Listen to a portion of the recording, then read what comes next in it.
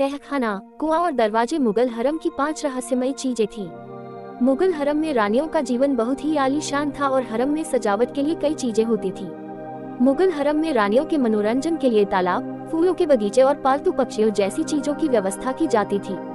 हालांकि शायद ही आपको पता हो कि हरम में कुछ ऐसी गुप्त चीजें भी होती थीं जिन पर आम लोगों की नजर नहीं जाती।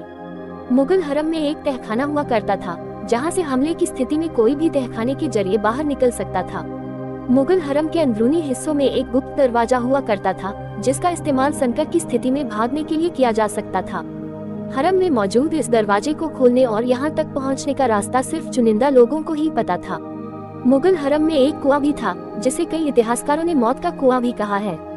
विदेशी इतिहासकारों का यह भी कहना है कि कई बार गद्दारों को मरने के लिए इन कुओं में फेंक दिया जाता था। इसके अलावा मुगल हरम में कई रहस्यमयी चीजें भी थीं, जिनमें गुप्त रास्ते और खजाने भी शामिल थे।